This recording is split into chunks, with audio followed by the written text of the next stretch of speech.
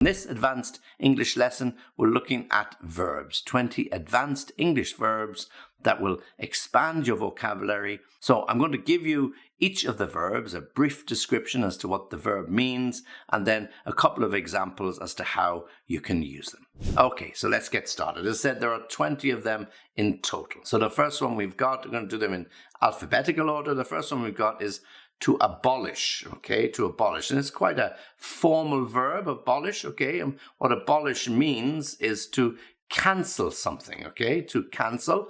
So usually when we talk about abolish, we're talking about laws or acts of parliament or something that have been abolished, okay? So it's quite a formal word. And usually we are cancelling or abolishing something that has been in place or in situ, as they might say in legal documents, in situ for a long period of time. So often if a law was very punitive, then in the 100 years later or 60 years later, they may abolish that particular law because it was regarded as too punitive, okay? So, for example, in 100 years or 200 years ago, they abolished slavery in America, okay? So they abolished slavery where people couldn't use people as slaves, so they abolished slavery. Or indeed, in many, many countries and states across America, they have abolished the death penalty. So if people commit a capital crime, they can no longer be executed. They can be put in prison for life, of course, but they will not suffer the death penalty. So the death penalty has been abolished. So two examples. Slavery was abolished many, many years ago. The death penalty in many, many countries was also abolished. Okay, so cancelled, but abolished being a much more formal word. Next verb, to allege. Okay, to allege. And when we allege something, we indicate or give the belief that someone is guilty of a crime before it has been proven. Okay, so we allege that somebody broke into the supermarket and stole the contents of the safe. We allege it because there's no proof as yet, or it hasn't been proven in the law courts. He was or is the alleged robber, and the police are collecting evidence so that they can decide whether he is guilty or not. It is alleged that he killed a man in a crime of passion. Okay, so somebody was found dead and the neighbor or friend is alleged to have killed him as a crime of passion. Okay, so the robber is alleged to have broken into the supermarket and stolen the contents of the safe, and the neighbor is alleged to have killed his other neighbor in a crime of passion.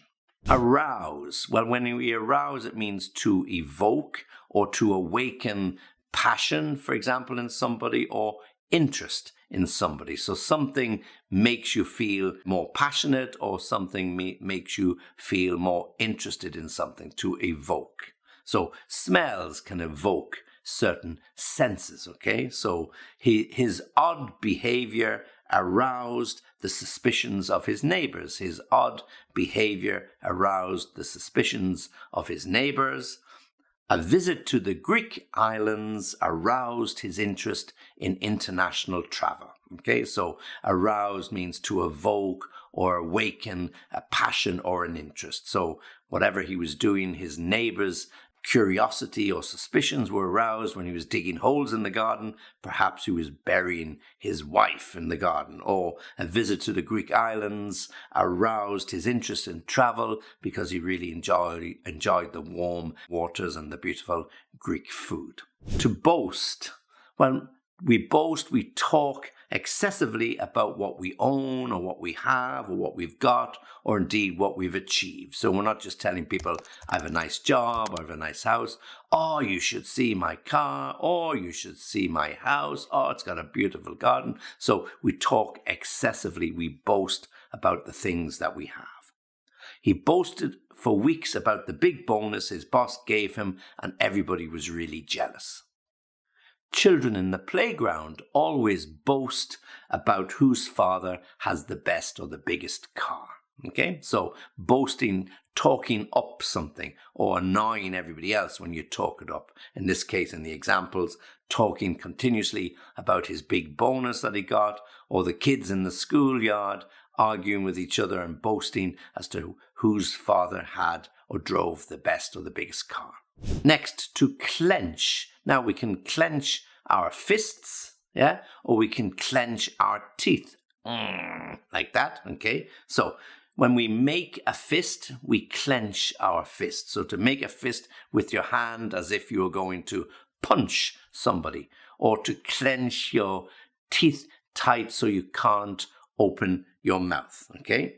So when I took my young son to the dentist for the first time, he clenched his teeth so tightly we couldn't get his mouth open and the dentist couldn't examine his teeth. I'm sure you've all experienced that. And he clenched his fist in anger and was going to hit his opponent. He clenched his fist in anger and was going to hit his opponent. So to clench the fist, clench the teeth. He spoke through clenched teeth. Okay, good. Next is to clutch, okay, clutch. And when we clutch something, we grab it very tightly, okay? So if you want to clutch something, you hold something tight in your hand. If you're standing in a bus and it's moving around, you might clutch the support rail or the handrail so you don't fall over, okay? He clutched the young girl's hand so that she wouldn't run onto the road and get knocked over by a car. So he clutched her hand tightly. Or the fireman ran out from the burning building, clutching the dog in his arms. So he ran out from the burning building, clutching the dog in his arms. Okay, so to clutch, to hold on tightly. To cram. Well, we've all experienced this when we're going on holidays and we want to get the last piece of a towel or a shirt or shoes or suntan lotion into the bag. So we cram everything in very tightly. We squash it into the bag. So when you cram a bag, you pack it very tightly, okay? So you get as much as you can, as much as possible, into a very small space when there's really no room left. So he crammed as many clothes as possible into the bag so that he could bring it on the plane as hand luggage. So he didn't want to pay any extra charge to the airline company, so he crammed as much as possible into his small bag so that he could carry it on as hand luggage. He crammed 3 chocolates into his mouth so that no one else could get one. He crammed 3 chocolates into his mouth so that no one else could get one. The next verb is to devise. Yeah, now just be careful here with the spelling, D-E-V-I-S-E in the pronunciation, to devise. And when we devise something, we come up with a plan or something innovative. Yeah, so to devise a plan would be a good expression to use. He devised a clever way to increase sales in the company. He devised a clever way to increase sales in the company.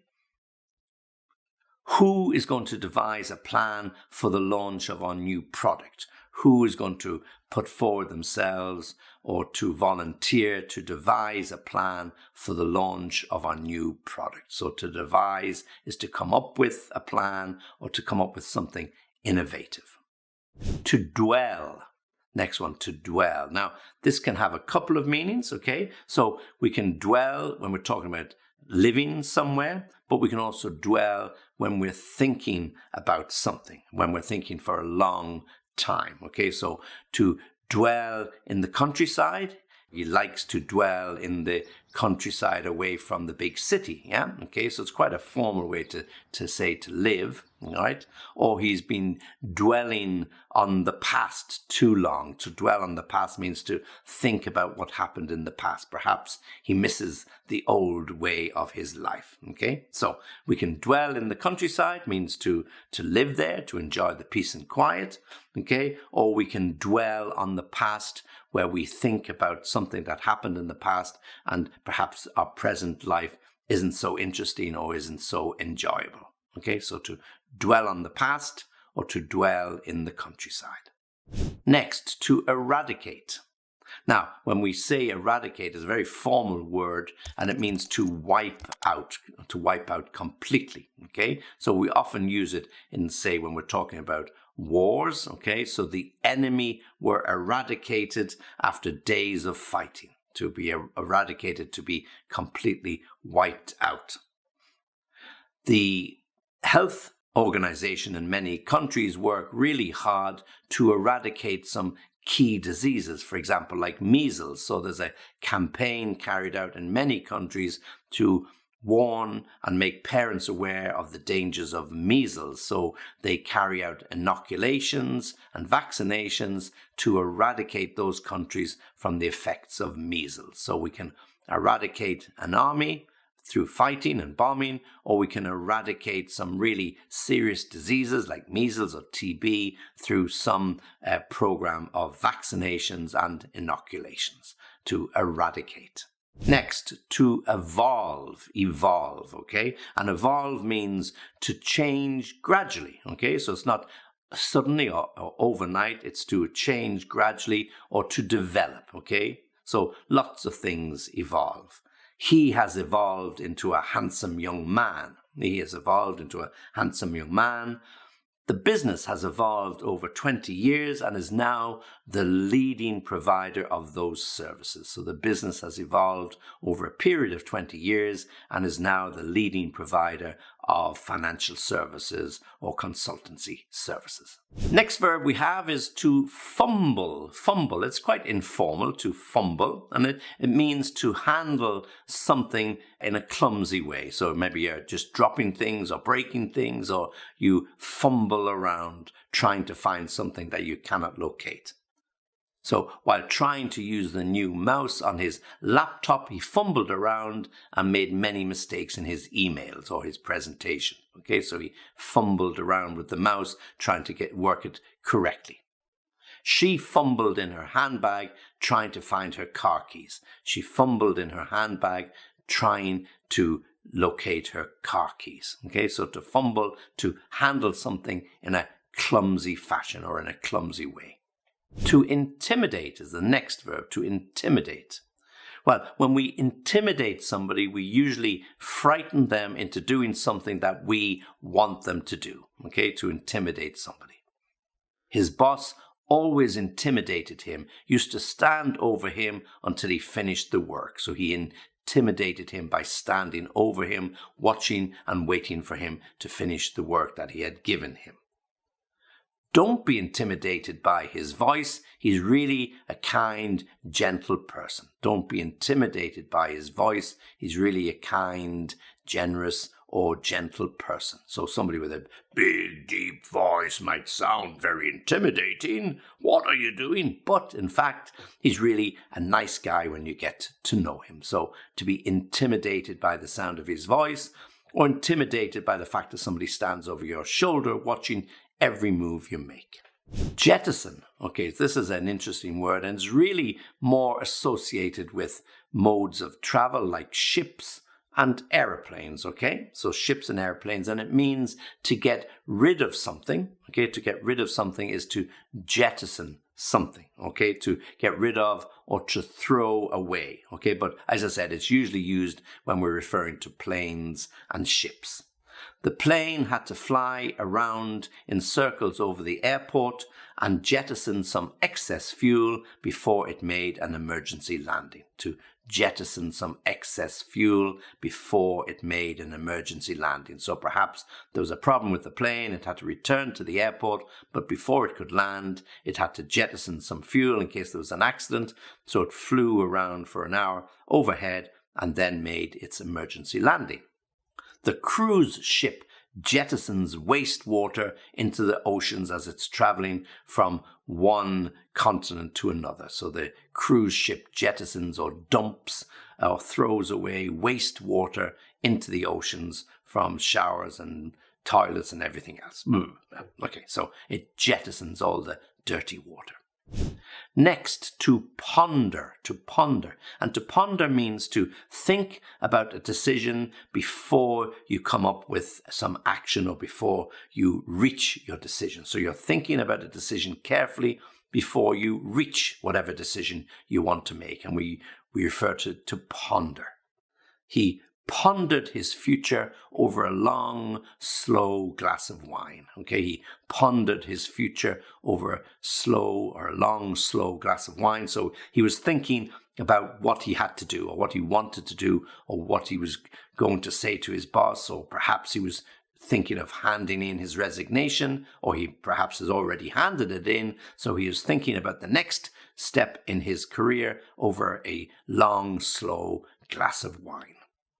She pondered his proposal over the weekend. She was not sure whether he was Mr. Right. So he had proposed marriage on the Friday, so she pondered his proposal of marriage over the weekend, not knowing whether he was Mr. Right. Perhaps he was Mr. Wrong. Yeah? Okay, so she pondered his proposal. To prompt somebody. To prompt is the next verb. And when we prompt somebody, we give them a clue or a little bit of a push or a little gentle reminder of something. Okay, so he prompted me that the meeting was going to take place in an hour's time, just in case I had forgotten. So he prompted me, he reminded me that the meeting was going to take place in an hour's time in case I had forgotten, just because I forgot the last one. Okay.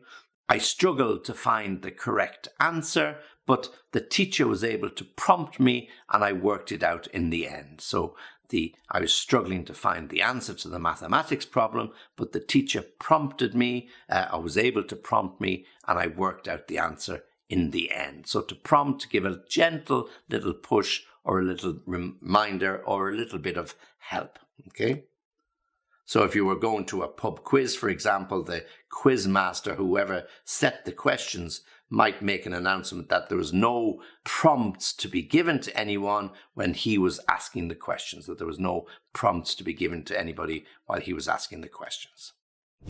Okay, so the next verb is to repeal, repeal. Now, earlier on we spoke about laws that might be abolished, so we can also repeal certain laws, okay? And it always refers to legal matters. When a law is no longer necessary or no longer required, it is often repealed, or indeed revoked is another word we can use. So the law relating to the public, allowing them to graze their cattle on the city square, was repealed as it was outdated. Nobody keeps cattle in the city anymore. So it was repealed because it was out of date. The government have been approached by the citizens' representatives to repeal many outdated laws relating to women. Okay, so the government has been approached by citizens groups or representatives to repeal outdated laws relating to women and females. Okay, so this again about laws and outdated activities. So we either repeal the law or we revoke them.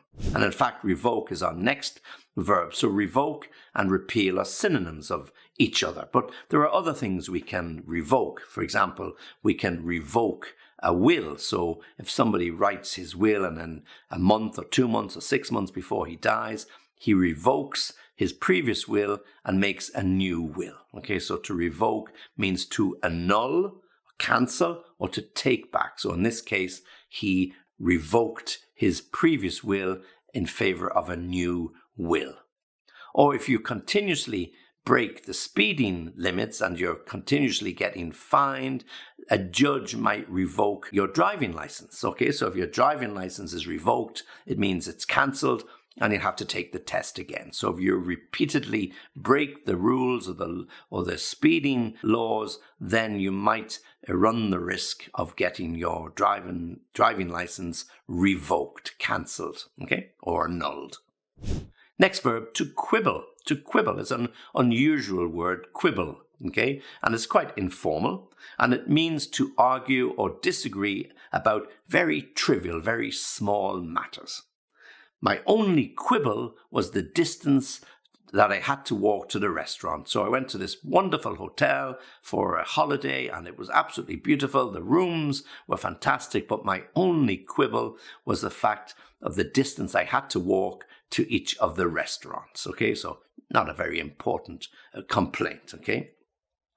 And the other example would be they are always quibbling about the smallest detail on the bill. So when they go out for a meal together, they're always quibbling over the last 2 cents or 10 cents or 20 cents, and it doesn't really matter at all. But they're trivial matters, but they're always quibbling or arguing about them, to quibble. And then to startle. To startle means to surprise someone unexpectedly, to startle. When the bird flew and hit my window, I was startled as I was sleeping in the chair. So I was having a quick 40 winks in the chair, and I heard a bang against the window. So I was startled by the noise because a bird had hit the window while I was sleeping. Okay.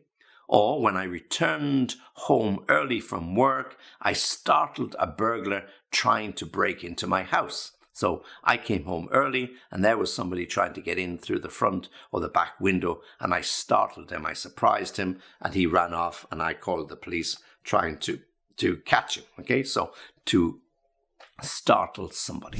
Okay, so there you have 20 verbs. They're interesting verbs. Some of them a little bit unusual, some of them more formal. So these are going to help you to improve your vocabulary. Try and pick some of them out, try to practice them, try to put them into your own sentences. And as always, if you need some extra help, some extra examples or additional information, just come back to me. And if you do like this particular lesson, then please like the video. And if you can, subscribe to the channel, because it really, really helps. Okay, so hopefully you can practice those particular verbs and get ready for the next lesson. So this is Harry saying thank you for watching this lesson and joining me, and I'll see you the next time.